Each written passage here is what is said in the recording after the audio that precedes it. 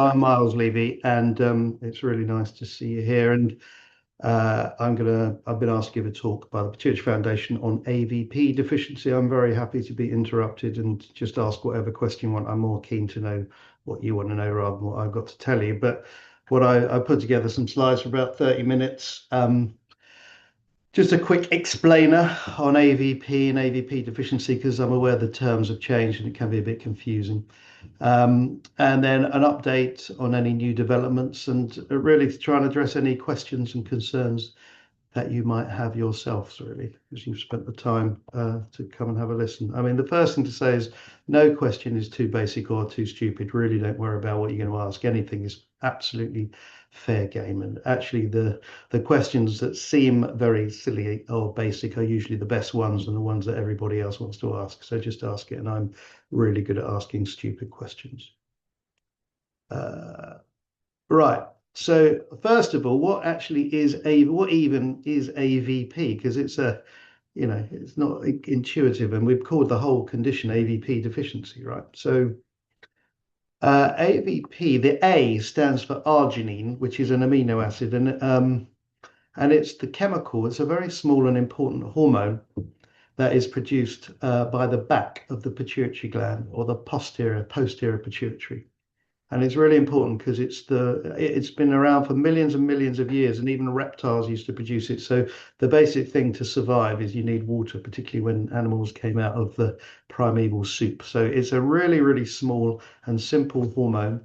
Arginine is just an amino acid, and although it's a bit of a weird name, it is the sort of scientific term. And I think Pat McBride, who's your brilliant sort of patient liaison officer, who is a Scouser, said that patients were a bit, they couldn't get their head around the word arginine. And because she's a Scouser, I said, just imagine your daughter's called Janine, right? And then it's arginine. Okay, so that's the best way of remembering how to pronounce it. But basically, what it does is this is the pituitary gland, as you all know, the thing in pink. So presumably you're here either because you've got a pituitary problem or because you've got a family member with a pituitary problem, or maybe you're just interested, who knows. But broadly speaking, the pituitary gland has a front, which the posh word is the anterior pituitary, and that's the orange bit or whatever color that is coming on your screen. And it has a back, which is the purple thing. And believe it or not, the front, the orange thing, is an upgrowth of your gut tissue, and it's a completely different structure from the back, which is a downgrowth of brain. Okay, so the front is the things that like hydrocortisone and thyroxine and growth hormone and prolactin and other things, hormones that you might be taking or secreting too much or little of. And the back is the brain, the posterior pituitary, is a downgrowth of brain, and that's the one that produces vasopressin. So if you did a biopsy of the front, it will be glandular tissue, and if you did a biopsy of the back, it will be neurological brain tissue. And in different animal species, apart from humans, they are completely separate structures, actually. This sort of folds up quite nicely into a little package in the human. And so, look, the best way of thinking about what AVP does is you imagine that your hydration levels is like the sink. If you're dehydrated, there's two things you can do. Sorry, there's two things that you can do. I'm still at the hospital. Two things you can do if you're dehydrated. One is turn the taps on, which means drink according to your thirst. And the other thing you can do to stop the water going down the plug hole through the kidney is put the plug in, right? So think of AVP as the plug. That's what stops you peeing. And it stops water coming out of the urine kidney.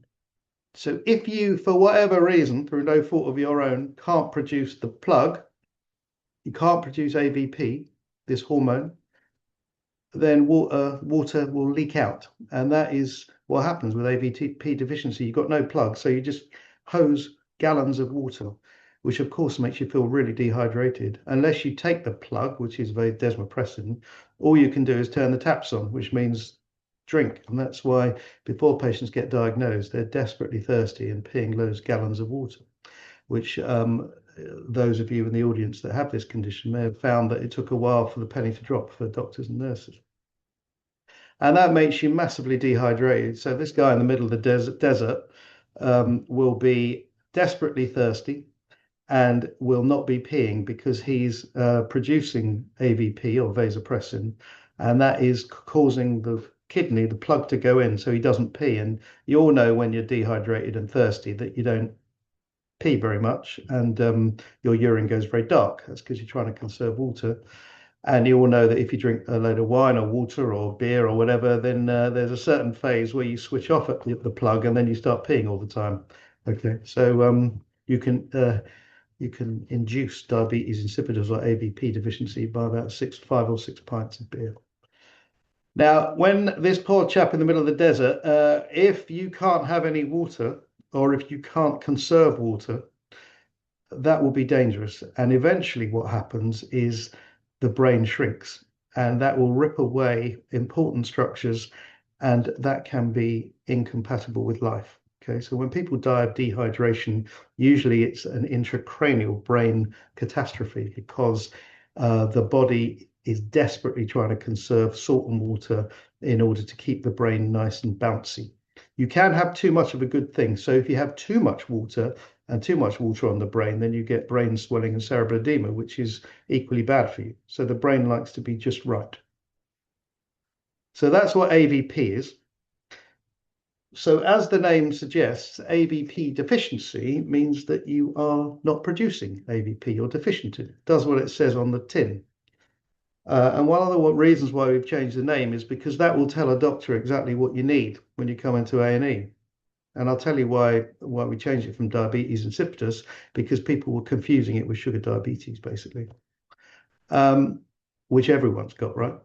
So AVP deficiency means a lack of, so I'm just getting rid of that, a lack of AVP because of a pituitary problem, specifically a problem with the back of the pituitary as well as the front. And sometimes it's just the back, sometimes it's both. And it usually means that that's either due to an operation on the pituitary gland or an unusual problem with the pituitary that isn't just a simple adenoma. And it leads to raging thirst, constant passing of urine, and the urine looks completely colorless, indistinguishable from water. And those of you that have had the condition may recognize that. And, kids who have this desperately embarrassed because they're sitting in the classroom, always wanting to go to the toilet, put their hand up, and people think they're going crazy. And so the common problems that you may have found are, and I'd be interested to hear, is that there is often a delayed diagnosis because it's a rare condition. And so it takes a while, but once a diagnosis gets made, it's a really easy condition to treat because you just give back the plug, give vasopressin, but you give synthetic vasopressin, which is called desmopressin. So it's embarrassing because you can't last long car journeys, can't sit in a meeting. You get this raging thirst for ice cold water. And it's really annoying because doctors think you got sugar diabetes. And actually, absolutely, when someone presents with what are called polyuria and polydipsia, which means thirst and peeing a lot, the first thing, the most common cause of that is high blood glucose because it pulls the glucose, the urine out. Okay. So the Pituitary Foundation have been brilliant at documenting what patients say. This is the kind of testimonials that we have, which is just examples. I recall leaning over the running cold tap, letting the water just run through my parched mouth, desperate to quench my thirst, but couldn't. Somebody else said the only fluid in sight was the water in my flower vase. So with one final effort, I grabbed the rim and gulped. And so there are lots of examples of really, really people getting desperately unhappy with their raging thirst. Now, in terms of what has this got anything to do with diabetes? Well, this is just old-fashioned terminology, and anyone who's a Greek or Latin scholar, which you may or may not be, but diabetes, this is really just old sort of fart medicine, really. So, excuse my French. So, diabetes is the Greek term for passing water like a siphon. So it's simply the very old-fashioned description that a patient used to see a clinician hundreds of years ago, where they were saying, doctor, I'm thirsty, I'm drinking all the time, and I'm weeing all the time. Okay. And so what used to happen in the old days, no one had type 2 diabetes because no one was overweight. People used to either have type 1 diabetes or what used to be called diabetes insipidus. So what would happen is the old physicians would put the urine on the ground and put insects towards the urine. And if the insects crawled towards the urine, it was nice and sweet. with honey, and mellitus is the Latin for honey. So diabetes mellitus means passing water like a siphon, and the urine is full of glucose, and that was high sugar. And before Banting and Best discovered insulin in 1923, people used to die. I mean, we forget how important insulin is as a hormone, life-saving hormone.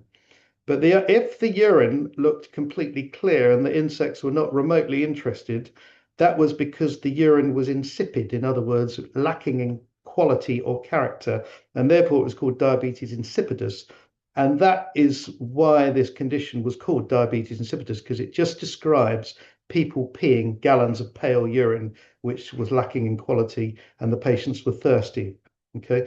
But in 2025, because obesity is an epidemic and a lot of people have got sugar diabetes, there's only one diabetes in town. And that's why people were getting a lot of frustrations. And I'll just show you, Becky was a patient who contacted me after a talk I think I gave last year. And I'll just quickly show a clip of the frustrations that she had.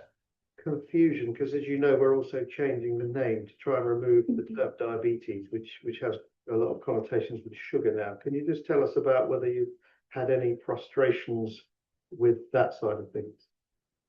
100%, yeah. I mean, I gave up telling GPs that I had diabetes insipidus because of several occasions where they just started talking blood sugar to me, and just completely unaware of it. So I ended up just describing it myself as being vasopressin deficient because I just was so. That is that really what you used to call it?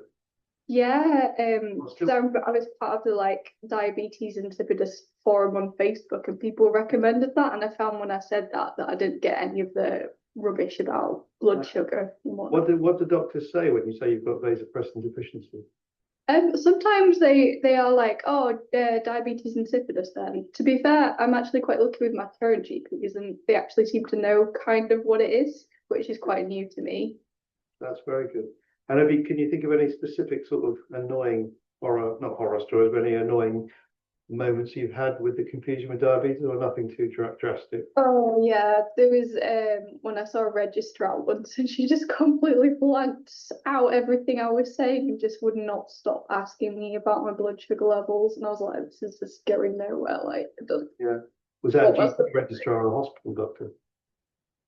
A GP. Right. GP clinic. And so it was just frustrating trying to get your point across.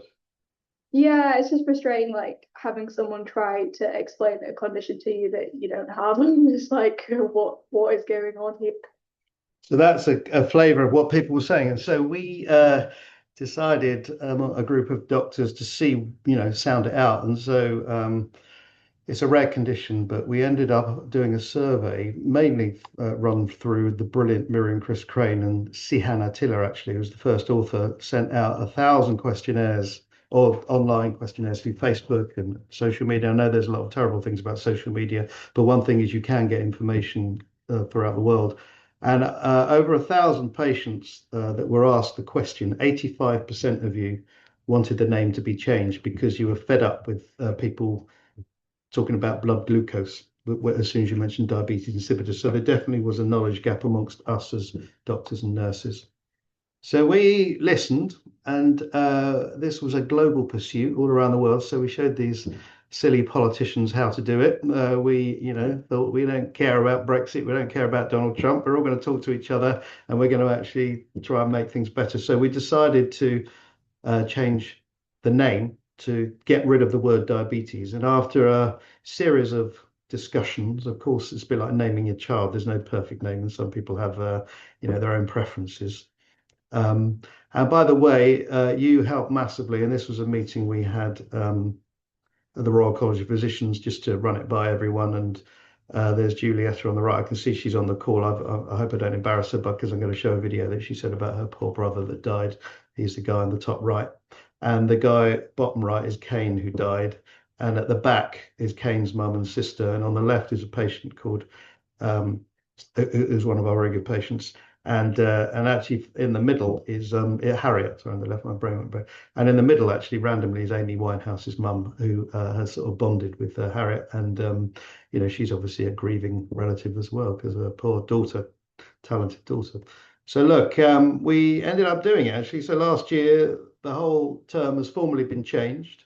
SNOMED CT is this group, the official group for naming conditions, which means if you don't get the name right, you don't get paid for it in certain healthcare systems. So it has formally been changed, and I'm really pleased that a lot of the doctors pretty much call it AVP deficiency now. So most endocrinologists will know what it means, certainly, and we're trying to roll this out to all doctors. So that is a real boon. Whether it makes a difference, we'll see. But central diabetes insipidus becomes AVP deficiency. So I'm just getting rid of that from my screen.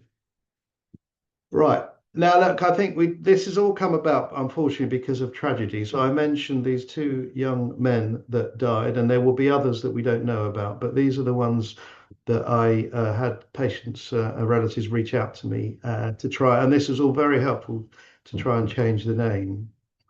So Kane, story is pretty well versed, but he was a fit young guy that was an amateur boxer, sociology student, and he tragically died of dehydration on his 22nd birthday. And I've got a very emotive video of his mum. I interviewed her, and he died, and he called 999 because he was so thirsty. The police arrived, and it ended up being sort of front page news on the Daily Mail at a time, interestingly, where Prince Andrew was still on the front page for different reasons. Now it's all changed. And then Charlie died at the age of 44. And I think because Juliet is here, I'll try not to embarrass her, but this is an example of the experience that she had. And I hope she doesn't mind me playing the video. Had a historic childhood brain tumor, and initially, wasn't not much hope was held out for him, but he got through and plodded on, and rolled forward 30 odd years where he had been managing his desmopressin himself perfectly well. He was admitted into hospital with low sodium, which was, I think, 121, and they, I think, quite correctly decided to try and give him less desmopressin to bring the sodium up, and that worked very well in the week, and they were expecting to discharge him the following Tuesday. He did have an adrenal crisis on the Tuesday where they suspected possibly an infection, but we got through that. So what happened was really a perfect storm of events, in that his care plan over the weekend wasn't really very legible. The nurses didn't read it. It didn't make clear who was responsible to give him the desmopressin. It didn't really make clear they were to record his fluid levels, input and output, accurately. And so all those things weren't done, and some blood tests were missed. So really, from the Thursday to the Sunday, his sodium was quietly creeping up. And unfortunately, I think a junior doctor, it was really a condition that he wasn't really in a position to understand, and didn't spot when it jumped Yes.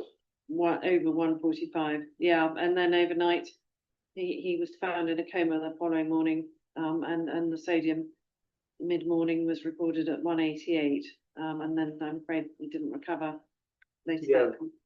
Oh, that's terrible. That's sodium of 188 is barely compatible with life because the brain shrinks. So did the family know anything about this, or was it a weekend on call of just assuming everything was going to be as it was? Just how did Yes. From your perspective? No, we had no idea. We thought he was going to get better, and an endocrinologist did come in, and I think she knew she did the right thing for him at the time, which was to bump up the desmopressin and do, sort out the hydrocortisone and these things. But what they didn't do was explain to us what had happened. That was the problem. But I think mainly a lot of the staff didn't understand what we now call AVPD.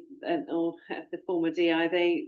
It just wasn't public. And so I think the name change that you have all initiated is a very good thing, because when somebody sees that on the notes, I mean, they did know Charlie had diabetes insipidus, but if somebody sees a name like that, they're going to say to themselves, well, I better look up and see what this condition is, instead of assuming that it's diabetes. Yeah, I mean, that's the aim. I mean, can you think anything else that went wrong in Charlie's case over the weekend? I mean, apart from people understanding the condition, I suppose it's to do with the healthcare systems and the weekend working in specific to the UK, but can you think of, knowing what you do now, how you would think about preventing that if you had the time again, sort of thing? Yeah, well, lots of things that I know they didn't do handovers, and I think there wasn't somebody overseeing the nursing teams to check that they were doing the right thing. I think probably, well, he should have been on HDU, not a general ward. And I think they found him in the morning and thought he was asleep and left his medication by his bed on the Sunday morning, the day he died, which I think again, I think when I went over it with various surgeons and consultants afterwards, I'd said, could he not have had a notice above the bed or something? They said, yes, I would have put it in sparkling lights and on the notes, a red sticker saying desmopressin independence and that sort of thing. By the way, all of those are really good suggestions from Julieta, and she also asked at the end of the discussion about whether there was any such thing as a smart catheter, which is something that might automatically add up how much urine is coming out into the catheter. And to be fair, her and a colleague of hers or friend of hers have found one, and we're now trialing that here, and it seems to be very positive and promising. So it's really good working with patients like Juliet or patients' families. There's still work to be done. We still need to educate doctors and nurses and the public. So you're absolutely would be great for your help with that as well, because we need you to spread the word and the importance of hydration generally. Obviously, diabetes insipidus or AVP deficiency just makes it a million times worse. So look, the way to treat this is desmopressin. That's synthetic vasopressin. So I'll just talk about that because there's been a bit of that shortage recently. So it's basically man-made AVP. So it's the plug. AVP, the native AVP you produce, lasts for about 10 minutes in the circulation, whereas desmopressin lasts for about 3 hours in any form. And you can give it as an injection in an emergency, but usually as an outpatient, it'll be tablets, desmopressin nasal spray up the hooter, or sublingual under the tongue. And what you take is an individual preference, and we tend to give people the a la carte menu and say, well, you can either have desmopressin spray, sort of the dose range is about 10 micrograms twice daily. Some people need more, some less. Desmopressin tablets, 100 micrograms. And then you can have the melts that go up to about 240 micrograms. And then, one of the points of endocrinology is to try and tweak the doses so that you're back to your normal requirements, feeling normal again. Just some tips about desmopressin, because this is all about patients. You need to be able to manage yourself, because you only see us once every 6 months, and the appointments probably get cancelled. So we really need to, whatever the word is, empower you to be able to manage it yourself, or your family. So thirst is really important. You've got to know your own body and what the warning signs are, and recognize if you need more or less fluid or desmopressin, and recognize if you're dehydrated or whether you might have symptoms of a low sodium. And I'll quickly talk about that. So when you might need more desmopressin, or a relative of yours might need more desmopressin, is when you're thirsty, when your mouth is dry, when you sort of look like you've got sunken eyes and your skin is a bit dry. Do that with the hand, and then it sort of doesn't drop. You might not be able to see that on the camera. If you are passing large amounts of pale urine, it means you probably not got enough of the plug. So you need to turn the taps on and drink a bit more, and probably take some desmopressin. So some patients don't have a thirst mechanism, which is really difficult and thankfully very rare. And is probably outside the scope of this talk. But if you're peeing loads of gallons of pale urine and very thirsty, then that suggests you need a bit more desmopressin. So it's either increasing the dose or increasing the frequency, and do that in conjunction with a doctor or an endocrinologist or an endocrine nurse. On the other hand, it's very important to miss out desmopressin occasionally, because if you're feeling headachy, a bit foggy headed, not thinking right, and a bit nauseous, and if you haven't peed for a while, and if there's any chance you've taken double dose desmopressin or you're not quite sure what's going on, the best thing to do is to miss out your desmopressin, because it might mean that your blood's over diluted. You put too much plug in, and what probably means your sodium's dropped a bit. It's a bit like putting too much water in the orange barley water or the Ribena. It's gone a bit pale. So a low sodium means you've got too much water in the blood, and that is the equivalent of the sink overflowing. And you just need to sort of let it off a bit by doing what's called desmopressin escape, because low sodium causes the opposite of dehydration, which is water entering into the brain. And because the brain is in a fixed bony cage, the skull, there's only one place it can go, which is downwards, which can be a catastrophe and can cause a seizure and something called coning, which is dangerous. So it's really important to do what's called desmopressin escape, which means it's good practice once in a while to miss out the desmopressin to allow what are called breakthrough symptoms, which is this peeing and thirst, and it stops the dam from overfilling and prevents your blood being overdiluted. So you can either do that by delaying every dose. So these are when you get the lightning is when you're peeing and thirsty. So you can either take the desmopressin a bit late after you've started to get thirsty and peeing more every day, or you can do it once or twice a week, or you can actually miss out a tablet altogether once or twice a week. Anything that prevents the dam from overflowing. And we've done studies to show that if you do this, you're much less at risk of coming to hospital with a low sodium. It's a little bit like low blood sugar with insulin. And so that's good practice, and we'd recommend every patient does that once in a while. There's been a complete nightmare over the last few months, and we've taken the drug companies to task about this because they unilaterally got rid of desmopressin spray on a whole swathe of people in the country that were reliant on it. And it was really not very impressive, to be honest with you. And we have been quite hard on them, and we have, really the Pituitary Foundation have been amazing, actually. And within a couple of months, conducting a survey of all of you, and you may have taken part in this, basically giving brilliant data. And, we can't do this in our own centres as doctors, so we're so reliant on you. And looking at 224 responses, which is a very high number of patients with a rare disease, about 80% were using the nasal spray and had to be changed to tablets or melts. And a lot of people, 31%, had difficulty getting anything, which meant that they were having to drink according to thirst. So it was a real unprecedented nightmare, really. And 75% said that their medication wasn't as good as the spray or what they were on before. 75% said their routine had been disrupted, personal life impacted, feelings of worried about the new medication, contacting the team. And obviously that's caused a lot of problems and a lot of phone calls for the doctors and the nurses as well. And we were happy to help. But this is the sort of things that people were saying. I don't think many medical professionals appreciate the variability, taking years to hone it and now still finding feet. 30 pints of water, very dangerous, depressed and anxious, scared to go out, need to be within a toilet within seconds, near a toilet. Taking stuff for 35 years and now I'm really anxious, concerning to lose medication, freedom to live my life, and very disruptive. So it was, these quotes were so helpful because it worked. And the MHRA have now prioritized this. This is the national government body for medication, and it was prioritized to the most important subject. And we've got a company called Aspire. It was Ferring that haven't crowned themselves with glory, and Aspire have got desma spray. It's going to be back probably by the end of the month, but I don't want to overpromise. But it's an example of how we have taken them to task, and I would like to very much congratulate the Pituitary Foundation for doing that survey.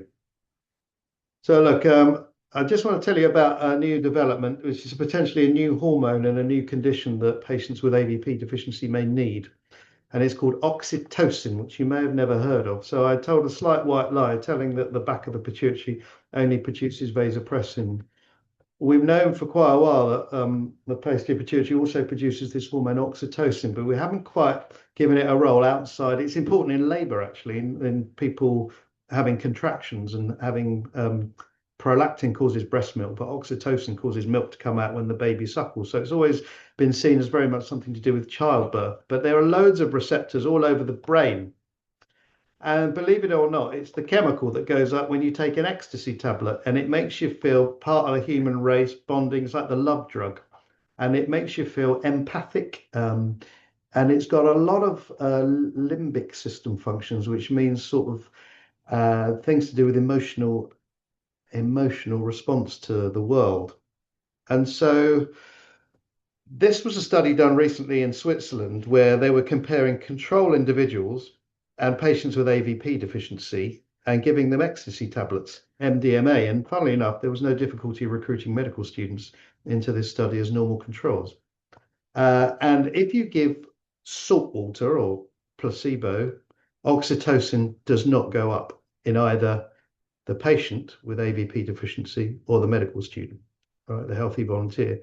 But once you give actual ecstasy or MDMA, which is the hormone that rises oxytocin and makes you feel great, it doesn't go up really with patients with AVP deficiency, hardly at all, and it goes up massively with the medical students. So they're feeling happy, and the patients with AVP deficiency are saying, I haven't really noticed a response. And in fact, any effect at all doesn't really happen much with the patient compared to the medical student. A good effect, whatever that means, a liking effect, feeling high, fear, there's reduced fear in the medical students have ecstasy, more happiness, more openness, and more trust. So all these sort of things that doctors probably don't ask enough in clinic shows that oxytocin is actually important in social memory, pro-social effects, empathy, social stress buffering, reducing anxiety, conflict resolution, and lowering aggression, maintaining relationships. All these things, we're beginning to wonder whether that might be part of the problem. And we're looking at this with a registry questionnaire, which you may well be able to help out with. And actually, if patients think that that might be them, they will pay for you to go to fly to Switzerland. You just have to message me and I'll get in touch with the Basel team, because they're looking at trials to look at the effect of intranasal oxytocin. And it will be great for you to raise the profile of the name change and the importance of hydration and anything you think. And I'm very happy to be contacted by email. And Nesta will have my email address, but that's it if you want to take a screenshot. So look, I think that's enough. Just a quick explainer on what AVP is and that funny name and why we've called it that. I mean, the aim really is for it to sound so rare and weird that the doctors have to look it up and get an endocrinologist so they don't get it wrong. I think I've given you a few updates and developments, and I'm very happy to address any questions that you have for the rest of the session.